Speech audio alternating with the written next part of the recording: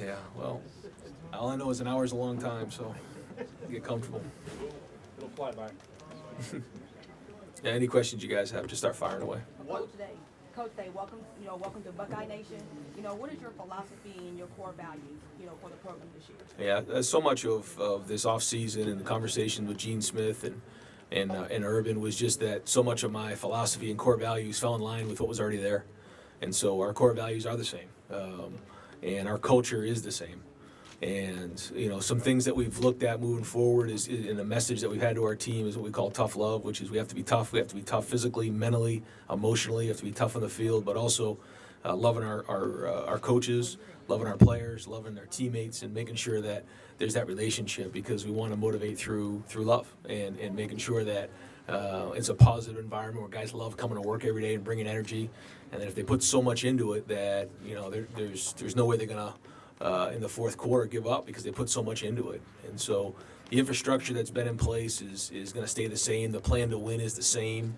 And so we're just going to keep all that stuff going, because the way I look at it is, if somebody runs the power play on offense, would you not run the power play because the last guy ran it? No, it works. It's good. So all those things are in place, and we're just going to continue to enhance it. Ryan, what have you seen this summer from Justin in terms of him taking command of the offense? I don't know what your reports you're getting back about how his workouts with receivers and the offense have gone. Yeah, they've been going well. All reports are going, they're coming back really strong. That taking a lot of the responsibility of going out there and throwing with those guys on their own. We're not able to watch any of it or have any say in it, but it's been going positive. Listen, talking to the receivers and some of the other guys, they say it's been going really, really well. But we'll find out in August once we get on the field and start with practice. What do you think Joey Jackson mentioned? Yeah. Experience, toughness. He's played a lot of football, and I think the guys like him. So he's going to have to learn the offense quickly. The good news for him is that there was a year there at Rutgers where they were actually using a lot of our same terminology. So there's some carryover there for him. So I assume he's going to pick it up pretty quick. He's smart, he's sharp, he's tough, and he's played a lot of football. Did it appeal to you that he was in a program with a former Ohio State assistant? Yes. Yep, makes it a lot easier. Ryan, you talked about the portal. I mentioned this earlier. I think for me to answer that now is hard because it's so complex of an issue. I think it's easy to just say one way, but there's ripple effects that go on with it. I'm concerned with it, but I also see both sides of the argument. I can see where kids want to be able to go from different schools and have that freedom, but also if it gets crazy, it turns into free agency, and we almost lose what college football is all about. So I really want to get a year under my belt of being a head coach, and then after the season really look forward to sitting down with some of the other head coaches, administrators, ADs, and having those conversations and trying to figure out what is the best solution moving forward. But I know, and I'm smart enough to know that I don't have all the answers right now, and so I think the focus right now is on the season, and then once the season gets over, really spend some time thinking and talking all that through. You said you all along that you wanted to take that quarterback competition into training camp. If you look at the rest of the roster, how many starting positions do you think have realistically been spoken for, and how many are open going into August? Not many. I think the tight end group is a group that's fighting to get with two tight ends in the game. I think that's a competition battle. Is our second H receiver and our second Y, if that makes sense. I think when you look at KJ Hill, he's an incumbent. He's a tremendous player. He's going to be a starter for us. Thayer Mumford will be a starter for us. J.K. Dobbins will be a starter for us. Ben and Austin are going to play a lot for us and most likely start for us. And then up front, that's a battle right there, because we have a bunch of guys in there that could play. And finding that out in August is going to be fun to watch, because Wyatt played good down the stretch, but he still has to win that job. He hasn't won it. Thayer has, and then there's a bunch of guys vying for the right tackle and center, left guard position. Ryan, Thayer's this spring. What's the update with him? I know that you guys anticipated he'd be back, but how was his summer, and where is he at right now physically? Doing great. He's back practicing working out 100% right now, and he's ready to roll. Go back to the quarterbacks there, Ryan. I get this question all the time. So you wouldn't have gone out to get Justin Fields, somebody with his recruiting pedigree, without assuming that he was probably going to be the starter. But value, so why not say it? What's the value for you guys and to take that into go out in August and have that uncertainty? In terms of being a Yeah, just starter? like, you know, Well, because one of our core philosophies is that you don't just get given a starting position, you have to earn everything you get around here. And he hasn't done that. And I think that the hard thing for everybody to realize is that he's coming off the heels of Dwayne Haskins. And so I think a lot of people think, well, Dwayne, went from 0 to 60 so fast, and he just kind of jumped into the Heisman Trophy race, and that all happened. Well, that was a very different scenario than Justin Fields. And so Justin hasn't won the job yet. I mean, that's the first step in all this. And I know everybody wants to get way ahead of themselves and start talking about Heisman, but how about winning the starting quarterback job first? Because you can't win the job when you're still learning the offense. And so, he learned the offense in the spring. He's got to, he's got to step ahead of Gunnar because Gunnar just got here. He didn't even go through the spring. And so that room is really, really green. And Chris Chuganoff's going to be in there. He's going to be competing and fighting, for playing time there. So, and Mike Yursich, is new to our staff as well. So that whole room is literally the first step of the progression. And, we've done a good job in the spring of picking that up. And then August is going to be big for us. August is going to be one of those times where we've got to move. And we're going to have to take big steps forward. And then the first time we play in that first game, the quarterback's going to be throwing the first pass. And he's got to throw his first touchdown pass. And, all the things are for the first time. And I know it was the same way with Dwayne last year, but he had been in the program. That was his third year, and he also had game experience. And I thought that was a unique situation as well. Ryan, as a player and then a college coach and then an NFL coach, you've been in a lot of quarterback rooms. Can you maybe put this quarterback room in context? You mentioned up there how unique it is that there's just no carryover experience. Yeah, I think it's similar maybe a little bit to some of the NFL rooms in that nobody was there last year, but they're young and virtually no experience in the room. So it's one of the more unique rooms I've ever been around. And so what that means is there's going to be growth along the way. And especially in those first 6 games, there's going to be growth. There's going to be mistakes. And we're going to have to work through those things. And understanding that and understanding the expectations have to be managed a little bit in that room and make sure we're transparent with the rest of the team that position's going to need help. We have to do a good job protecting and running the ball and playing good defense and playing good special teams. That's all part of it as we start to build that identity. Ryan, how tough is it when you're putting a staff together, and you're putting your staff together, but you can't keep every coach? How tough is that when you have to tell coaches that you can't really use it? Probably the toughest thing that I had to go through since taking over. Yeah, that's not easy. Very, very difficult. And it's something that didn't come too lightly. I had a hard time with it, but it was one of those things you have to make a decision in your role, and that's when you think that that's the right thing to do, you got to make the decision and then move on from there. But not easy. Because of a lot of the things you just named, no matter who you throw out there, you're gonna have a first-year quarterback out there. Is there a method to when you want to name a starting quarterback on a year-by-year basis, or does it matter depending on the scenario? I mean, you'd like to get it done within the first couple weeks of camp for sure. Yeah, I mean, you'd like to think you know who that is. If it goes into the 3rd week of preseason camp, then then either they're both competing at a high level or nobody stepped up yet. So we'd like to have it within the 2nd week of camp, but if not, then we'll just keep it going. Because you just don't know. You don't know what it's going to look like. Someone could step up a curb tomorrow, and you just don't know. So. Do you adjust play call those first 6 games based on because where they are, or kind of ease your way into it, or do they have to know it? Well, I think that is college football right there. Is if you just throw a playbook or you just throw a game plan out and just start calling plays, you're going to be disappointed. You have to figure out. Last year, we had a certain group of guys. The year before, we had a certain set of guys, and we had to make sure you play to those strengths. And that's the key. And inexperience at quarterback is going to be one of them moving forward. Ryan, at middle linebacker, do you feel like you guys just need to pick one guy and go with him? Or why don't you guys rotate? You mentioned middle linebacker earlier with Tuff, Taraj, and Barron. Why don't you guys rotate? Not necessarily series by series, but could you rotate a little bit? Yeah, I think when you look at what we did on offense last year, we rotated those guys a bunch, and they're all playing not all, but a bunch of them are playing in the NFL now. And I think you can do that at all positions. I think it keeps you fresh. It helps you later on in the season. It helps you later on in the game.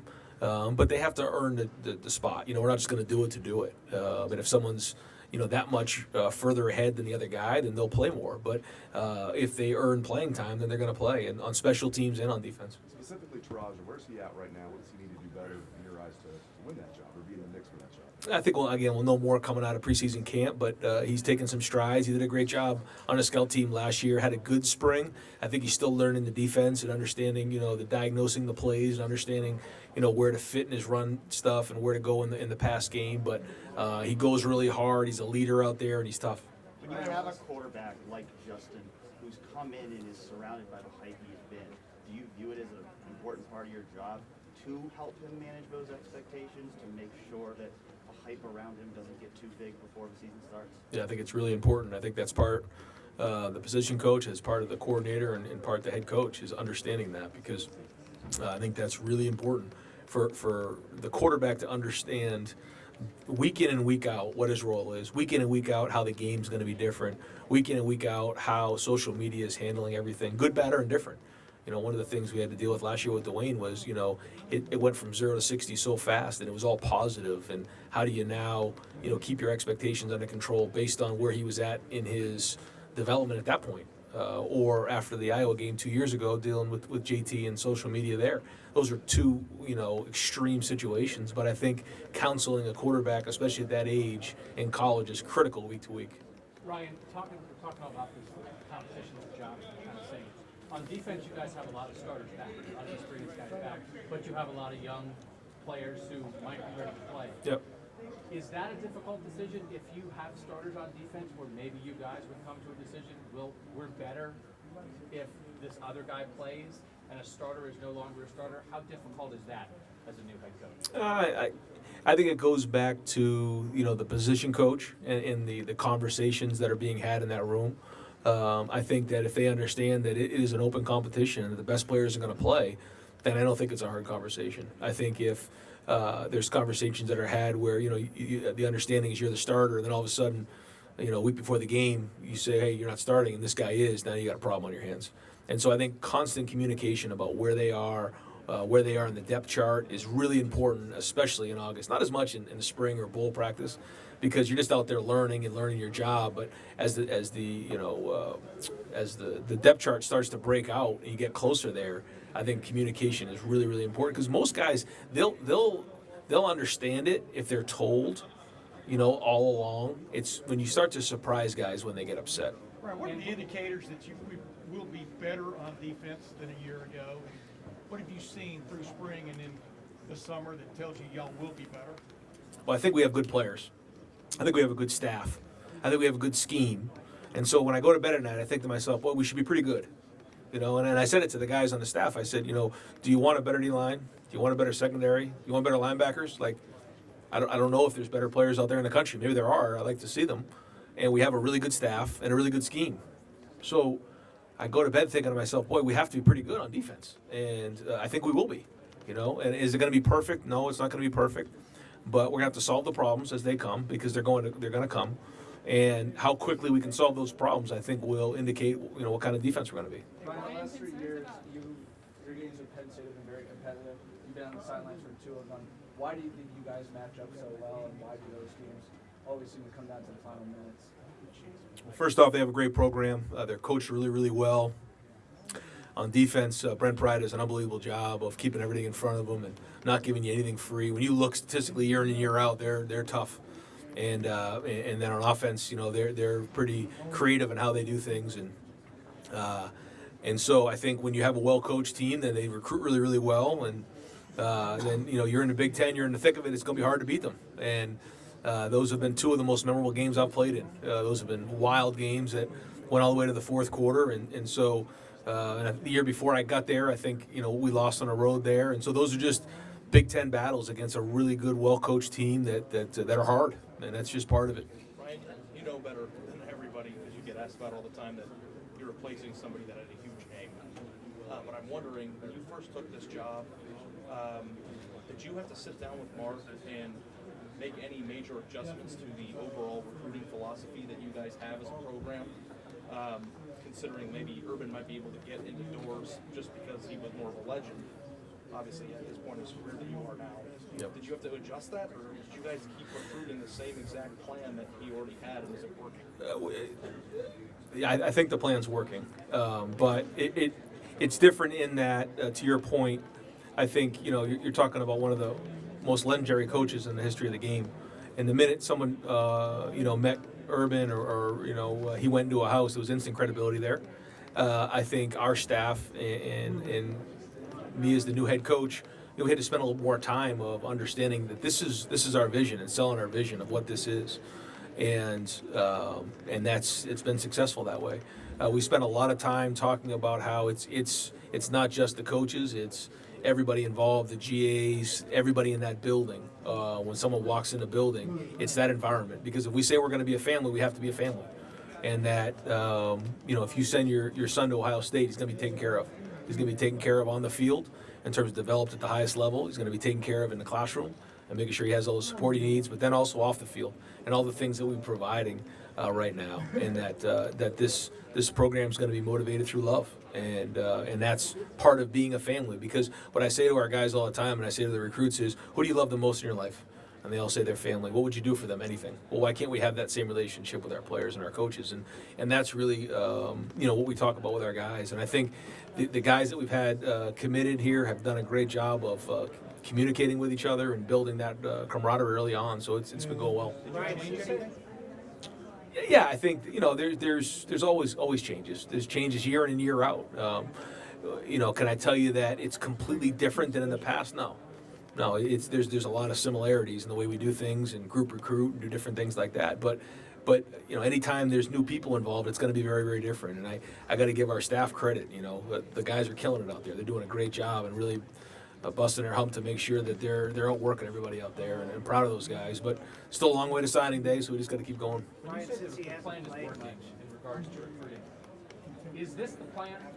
On one hand, go after the best national recruits we can get, but also in the class have some spots for Ohio kids or maybe kids who maybe aren't rated as high but want to be here, and we're going to take a percentage of these guys and a percentage of these guys and almost have two paths. Yeah, and I said that. The basis of our recruiting has to be in Ohio, and then in that 3 to 4 hour radius. It has to be. That has to be the foundation.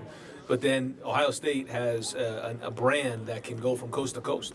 And so now let's go get some of the elite ones around the country, and that's the philosophy.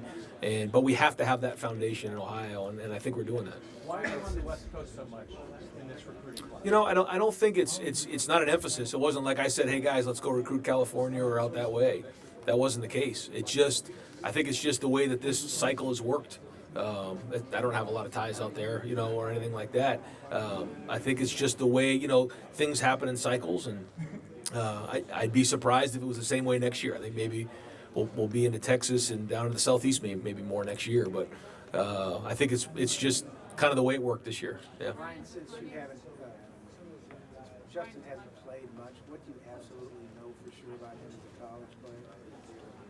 Well, what I know about him is first off, physically, he checks all the boxes: running, athleticism, size, power, throwing ability, arm strength, accuracy, intelligence. He has all those things. And so now it's just a matter of going into August and putting it all on the field and seeing what kind of product we got. But in order to learn, you got to fail. And unfortunately, we don't have the luxury of failing a lot in practice, spending a few years as an understudy. Some of those failures are going to happen in a game. There's going to be a lot of deep breaths. But in the end, the good news is we got a chance for a high ceiling. Ryan, the timing of events how much has that been on your radar as you taking this job, and then what kind of control then you I think it is something nationally that I've been aware of and talked to our people about, and it's something that I think projecting forward, there's been just a lot of conversation about how do we help the fan experience when we're there, and one of them is to score a lot of points. You talked about being yourself and being comfortable. You got all these microphones. You have to have an answer for everything. How is that going? How comfortable are you in this setting? Is it a process? Yeah, I think you just try to be yourself the best you can, and not try to be somebody else, not try to watch someone else's press conference and be them. Just be yourself, and in the end, you just got to have enough confidence that that it's going to be good enough in the end. And again, when it comes down to it, I'm speaking on behalf of the whole staff. It's not just me up here; it's our team, it's our staff, it's the coaches, and And knowing that we're doing things the right way, knowing that we're working really hard, and we've got a great group of guys is what motivates you. Ryan, you talked about the intrinsic. What are the 2 or 3 biggest questions you have about the team, whether it's personnel or chemistry or whatever? It's not 1 or 2 things. I mean, clearly the quarterback position is huge. How well we're going to play on defense is critical. Can we run the ball? Those type of things. But I think it's going to be something that isn't answered in the first couple weeks of August. I think it's going to be something that we have to figure out in those first 6 games till we get to that first bye week. It's just going to be a journey, and I think that's what's unique about college football. How much of a quarterback has to be a leader? It's hard to be a leader when you haven't been that long and established relationships. How big a challenge is going to be for presumably John or whoever? Yeah, no, that is a big challenge. Yeah, when you don't have the luxury of being here for a long time and creating trust amongst the guys around you, then it is. That's a big challenge, and it's not easy to do in short order. We talk about that new identity in the first 6 weeks. How intricately will J.K. Dobbins be involved with that as you're, the process of learning unfolds? Yeah, J.K.'s got to run big for us. He's got to play big for us in those first 6 games. The offensive line's got to block, but we talked to J.K. several times about how he's got to turn 3-yard carries into 5-yard carries and 5-yard carries into 6 and 7-yard carries, and then if he does that, the big plays will come. And I think last year when he was kind of going in and out with Mike, I think sometimes maybe he was looking for the home run. I think he'd tell you that. So this year in those first 6 games, he's got to get his pads down. He's got to run. He's got to play veteran for us. He's got to play good. The offensive line's got to do the same thing to take a little pressure off of that position. Ryan, you're talking